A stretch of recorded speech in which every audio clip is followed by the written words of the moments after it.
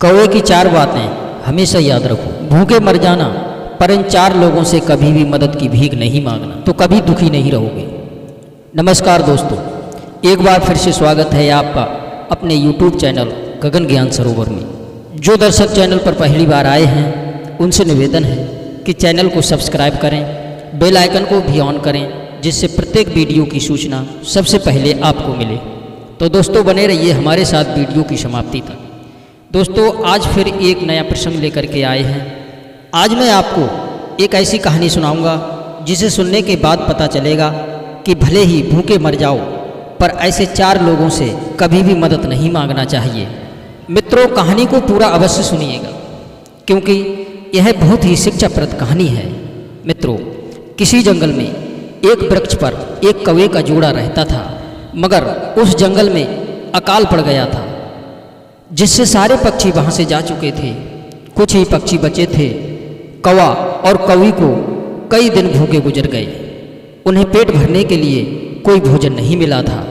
एक दिन उसी वृक्ष पर बैठकर के कौवा इधर उधर देख रहा था कि शायद कोई शिकार नजर आ जाए जिससे वे दोनों अपना पेट भर सकें। तभी कहीं से एक लोमड़ी मांस का छोटा सा टुकड़ा लेकर के आई और उसी वृक्ष के नीचे बैठ कर के खाने लगी, जिस वृक्ष पर कौवा और कौवी का जोड़ा रहता था। कौवे की पत्नी की नज़र उस लोमड़ी पर पड़ गई तो कौवी उस लोमड़ी से बोली, हे बहन, हमें कई दिन भूखे हो गए हैं, भूख के मारे हमारा दम सा घुट रहा है। अगर आप हमें थोड़ा सा भोजन दे दें तो हमारे प्राण निकलने से बच जाएंगे। लोमड़ी ने ऊपर देखा तो सोचा, अरे वाह, कौवे का जोड़ा बैठा है। चतुर लोमड़ी सोचने लगी, ये मांस का टुकड़ा छोटा सा है, इससे मेरा पेट तो भरेगा नहीं। क्यों ना चालाकी से इस कौवे के जोड़े को ही शिकार बनाया जाए, तब तो मेरा पेट खूब भर जाएगा। यही सब सोच करके लोमड़ी कहने लगी, अरे बहन, मैं भी यही सोच रही थी कि मेरा पेट तो भर गया है, क्यों ना ये बचा हुआ भोजन किसी भूखे मंद को खिला दूं। लो, ये भोजन तुम कर लो और इसे खाकर अपनी भूख मिटा लो। मनी मन तो लोमड़ी ये सोच रही थी कि जैसे ही ये कौवी भोजन लेने के लिए मेरे पास आएगी तो मैं तुरंत इसका आसानी से शिकार कर लूँगा। जैसे ही वो कौवी भोजन लेने के लिए उड़ी, तब कौवा ने तुरंत पकड़ लिया और कहा, पागल हो गई हो क्या? तुम्हें पता है ये लोमड़ी एक शिकारी है और वैसे भी ये हमारी शत्रु है। ये तुम्हें भी अपना शिकार बना लेगी और ये अपना भोजन तुम्हें इसलिए दे रही है कि वह तुम्हारा आसानी से शिकार कर सके। कौवी कहने लगी कि वह मेरा शिकार क्यों करेगी? उसका पेट तो पहले से ही भरा हुआ है, वह तो हमारी मदद करना चाहती है। कौवा कहने लगा, हे कौवी, कुछ समय पहले की बात है, इसी जंगल में एक तोता मैना का जोड़ा रहता था। जिस वृक्ष पर तोता मैना का जोड़ा रहता था, उसी वृक्ष की खाओ में एक सर्प रहता था। जब भी वो तोती अंडे दिया करती थी, उधर वो सर्प उस तोती के अंडों को खा जाता था। एक नहीं, दो नहीं, तीन नहीं, चार नहीं, कई बार तोती ने अंडे दिए, पर वह सर्प हर बार उस तोती के अंडों को खा जाता था। इस बात से तोता और तोती बहुत परेशान रहने लगे, पर वे दोनों कर भी क्या सकते थे? सिवाय दुख के अलावा उनके पास और कुछ नहीं बचता था। कभी कभी तो उन अंडों में से बच्चे भी निकल आते थे। तब तोता और तोती को ये आस रहती थी कि शायद इस बार हमारे बच्चे बच जाएं, पर ऐसा होता नहीं था। वो सर्प उन बच्चों को भी खा जाता था। एक बार तोता और तोती उसी वृक्ष की डाल पर बैठ करके रो रहे थे और बार बार उस सर्प को कोस रहे थे। तभी उसी वृक्ष की डाल पर एक जल कौवा भी आकर के बैठ जाता है और उन दोनों को रोते देख करके पूछता है, क्या हुआ? आप दोनों क्यों रो रहे हो? तोती ने रोते रोते उस जल कौवे को सारी कहानी सुना डाली और कहा, ऐसा मेरे साथ कई बार हुआ है। मैं जब जब अंडे देती हूँ तब तब वह दुष्ट सर्प उन अंडों को खा जाता है। बस इसी शोक में हम दोनों रो रहे हैं और भला उस सर्प का हम कर भी क्या सकते हैं? उस दुष्ट सर्प से हम लड़ भी तो नहीं सकते। तोती की ऐसी दुख भरी दास्तान सुन करके जल कौवा कहने लगा, रोने से कुछ नहीं होगा। जब शत्रु बलवान हो तो बुद्धि से काम लेना चाहिए, इसलिए रोने से कोई फायदा नहीं। ऐसी स्थिति में दिमाग से काम लेना चाहिए। एक काम करो, तुम दोनों मेरे साथ चलिए, तालाब से कुछ मछलियाँ पकड़ करके लाते हैं। तोती कहती है, मैं आपकी बात समझी नहीं। तब जल कौआ उन्हें समझाता है कि जब दुश्मन अपने से ज़्यादा ताकतवर हो तो उसे हराने के लिए बुद्धि का इस्तेमाल करना चाहिए। यहाँ से कुछ ही दूरी पर एक नेवले का बिल है।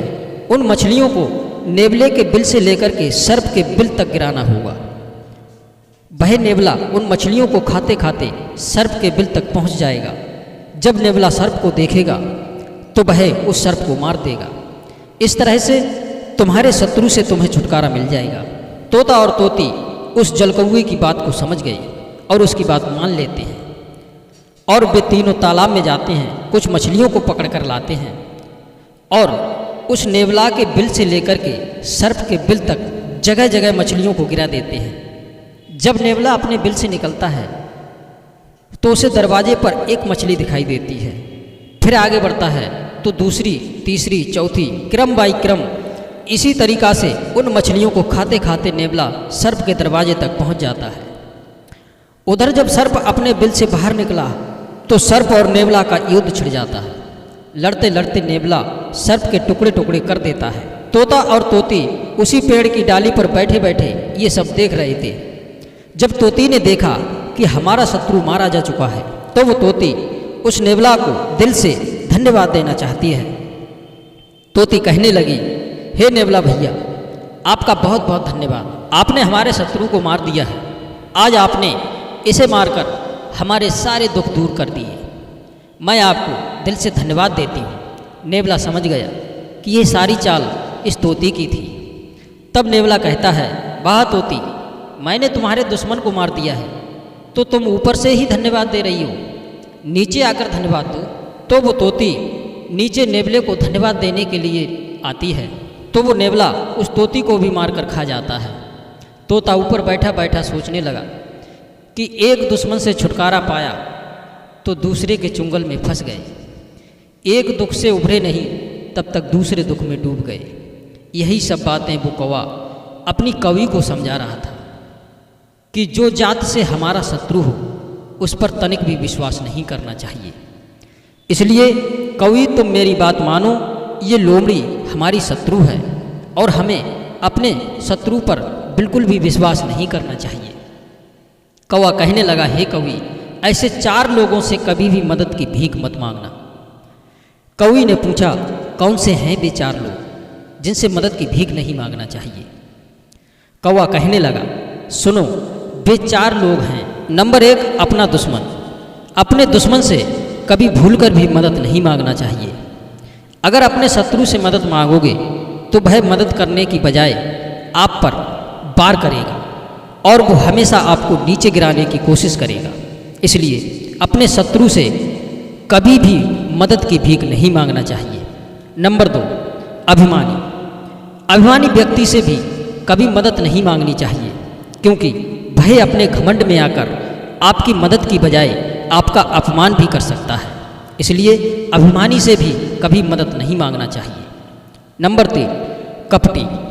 कपटी के पास भी कभी मदद मांगने के लिए नहीं जाना चाहिए, क्योंकि कपटी जो होते हैं वो हमेशा कपट की ही बात करते हैं। हो सकता है कि वो आपकी मदद की बजाय आपके साथ कब छल कर बैठे, उसका कोई पता नहीं, और कपट से तुम्हें नुकसान भी पहुंचा सकता है। नंबर 4, नशेबाज व्यक्ति से। नशेबाज व्यक्ति के पास कभी भी मदद मांगने नहीं जाना चाहिए। नशेबाज वाहन वाले से कभी मदद नहीं मांगना चाहिए, क्योंकि अगर उससे मदद मांगोगे तो कहीं ना कहीं आपको वो गड्ढे में ज़रूर गिराएगा, या कहीं ना कहीं किसी से वो आपको ज़रूर ठोक देगा और आपको सिवाय नुकसान के और कुछ नहीं मिलेगा। इसलिए नशेबाज से भी कभी मदद नहीं मांगना चाहिए। इसलिए दोस्तों, चाहे भूखे मर जाना, पैदल चले जाना, मगर ऐसे 4 लोगों से मदद की भीख नहीं मांगना। दोस्तों, ये कहानी यहीं पर समाप्त होती है। फिर मिलते हैं किसी नई वीडियो में किसी नई जानकारी के साथ। धन्यवाद। जय श्री कृष्णा, जय श्री राधे।